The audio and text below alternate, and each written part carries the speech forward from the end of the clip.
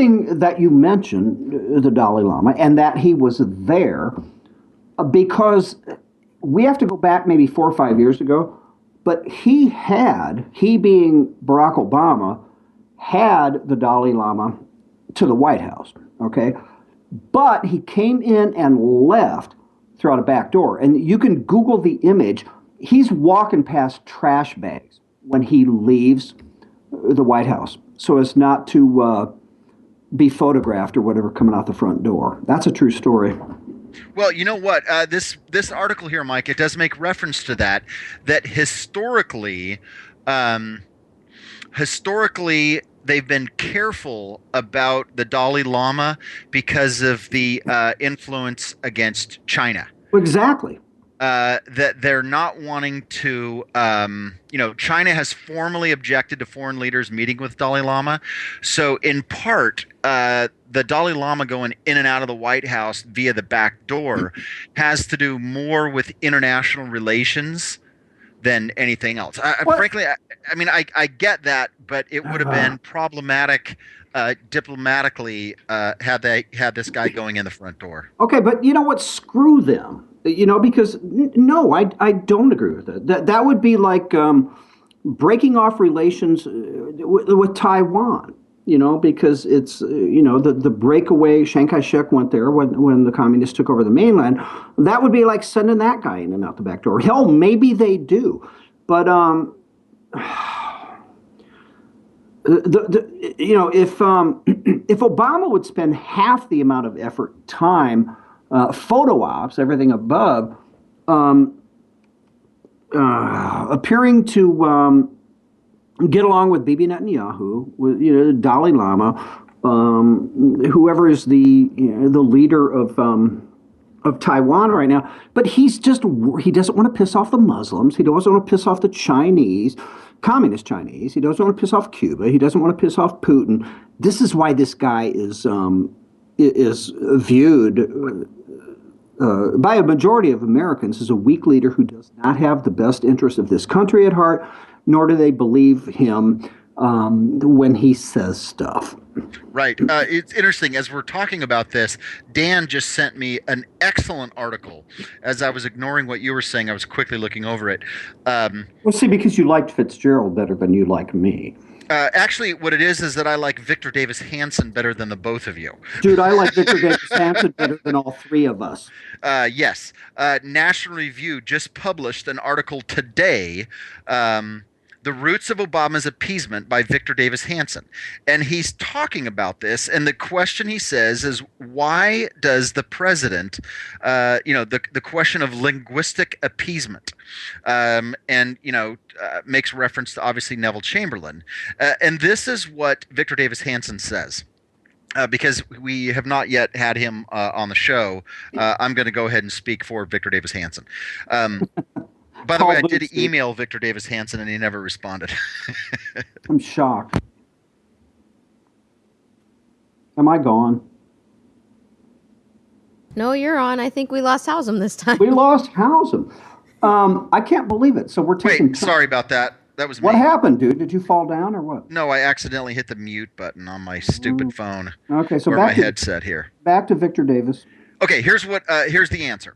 President Obama currently is convinced that his singular charisma and rare insight into human nature will convince the Taliban to peacefully participate in Afghan politics.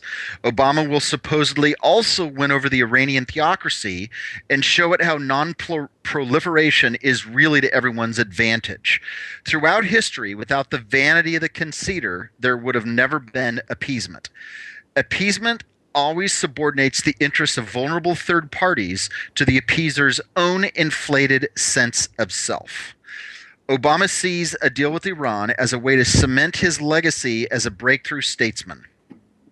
And that's exactly why the analogy, Neville Chamberlain, frankly, Great Britain and France, the appeasement of Hitler, what you have going on now, almost by implication with Obama, okay, yes, he's doing the pinprick bombing stuff. We know how well that's working out. The refusal, they have to be laughing. ISIS has to be laughing, as did Al-Qaeda. His refusal to call it what it is guys like Hitler, guys like Al Qaeda, guys like ISIS. This is where Obama just completely blows it. And Victor Davis Hanson, right as he always is, they don't respect that. They respect strength. If they'd have turned Hitler back out of Sudetenland, it may never have happened. But they appeased him, and the whole peace in our time thing, and the whole bit. Right. And he actually is kind of echoing what we talked about the other day. Charles Krauthammer saying that Obama is effectively kicking the can down the road. Right. Listen to what he says here. This is the last two paragraphs of his article. In truth, appeasement, not deterrence, is the more reckless path. With serial concessions, Democratic leaders convince aggressors that they must be stronger than they actually are. The fantasies increase the likelihood that weaker dictators and terrorists will miscalculate and set off deadly confrontations down the road. Yet the public often prefers appeasement. Military preparedness and investment are too costly. Backing up threats seems scary. Churchill's and Reagan's sound shrill. Alliance, deterrence, and balance of power sound so old-fashioned. Evil and good are derided as too simplistic. Diffusing a crisis now is preferable to ensuring one down the road. Appeasement continues not because it works, because it serves the pretensions of narcissists. You know what? And to paraphrase Santayana, and he said this, by the way, in a different context, but it's the old those who forget the history are doomed to repeat it. That just slays me. I mean, it's just incomprehensible to me that intelligent leaders, some with strengths, others without, as compared to what we have in the White House right now, but don't realize that, man. Right. Yeah, Dan, thanks for sending that. I'm going to tweet this out right now because it's exactly correct. We're going to have to put Dan on contract pretty soon, man. Yeah, maybe. Well, but here's why, too, because Dan, and I know you're listening, I do love it because, I'm busy in the morning, right? I'm writing for IJR and I'm doing a little show prep and I'm going back and forth. And I love screwing with our friend, like I popped in and did this morning. But I do appreciate you like stepping up and being my wingman and hitting back when I'm not there. I'll love every second of that, man. Right. All right. All right. I'm going to retweet this thing here, Mike, so you continue on. Let's see. There's something I've been wanting to knock off all week. It's completely unrelated, but it irritates the loving crap out of me because one of my favorite subjects to get irritated about is the state of the government schools. I think Neil Bortz maybe first coined that phrase. If not, that's the first place I heard it. Government schools as it relates to public schools. But I sent you this, I probably sent it to you twice. But this teacher in, where the hell was this? Washington Heights area of Manhattan has received 6 years running unsatisfactory ratings. There was a hearing that lasted for 16 days, termination hearing, ruled that she can't be fired, Housem. But now, because of the hearing, because of the attempt, she's suing the school system. Oh, man. Did you see that? Yes, I did. And it makes me think of those. I think John Stossel did a thing about it, about the number of teachers that all go into they're not allowed to teach anymore. I mean, and they let them sit in a room, and they let them sit in a room and stare out the window, and they get full salary. Yeah. The one thing you cannot do in America today is fire a teacher. No. And P.S., this woman makes a hell of a lot more than the average American, and we're talking to the tune of $84,500 a year. And if you read the whole, I put this up, I don't know, 3-4 days ago maybe, but has done pretty well. But it's just unbelievable to me. It's not, but it is. It's just right. It's just Go ahead. And her comment, they really want to get rid of workers who are there for a long time, making no reference to the fact that she's been, inability to supervise students, poor lesson planning, and obsessive absence and lateness. And even the termination hearing, whoever the grand poobah was said that.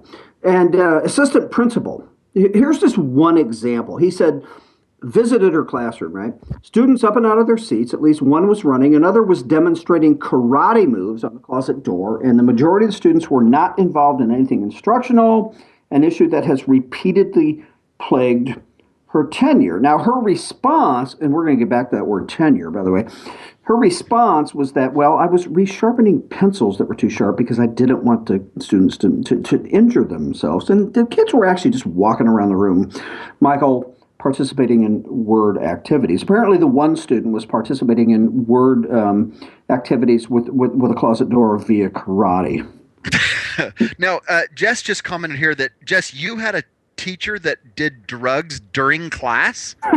Yeah, it was a science teacher. Dude, I would have loved to be in that class when I was. Well, basically, he would send us to our modules, which was basically his area, like another room where we're supposed to be doing experiments and stuff, but we never did anything in that class. So we would go sit over there, and he would disappear for the whole period. And one time we went looking through his desk, and we found a white powder substance. Yeah. I'm not going to You've speculate as got to to what be it was. kidding me. No, and he almost got caught by the principal one time. Okay, what grade were you in? I was in 8th grade, 7th or 8th. I think it was 8th grade, but our principal had, I guess, heard complaints because basically all the kids in our class would wait till he left, and then they would go run amok around the school. And and I would always stay in the room drawing because I was like, I am not involved with any of this. That's like something out of a Cheech and Chong movie. Oh, almost. dude, yeah. And so one time the principal came, and there's two entrances to the classroom because there's the area where there was like the science experiment area, and then there was the classroom part. And the principal came in through the classroom part, and she was like, "Where's your teacher?" And we're like, "We don't know." And he came in through the other side, and he was like, "Oh, I was just getting something out of the supply closet, blah, blah, blah, blah." Like all doing all that. Yeah, that was quite an experience for the whole year. That could have been in a movie. Okay, so real quickly here, okay? Yeah. She also charged with excessive absences and lateness during this period. This is one school year. Mm-hmm. Absent 27 times, late 37 times. In the previous year, she from 2009 2012, she was accused of the same thing and agreed to a $2,500 fine.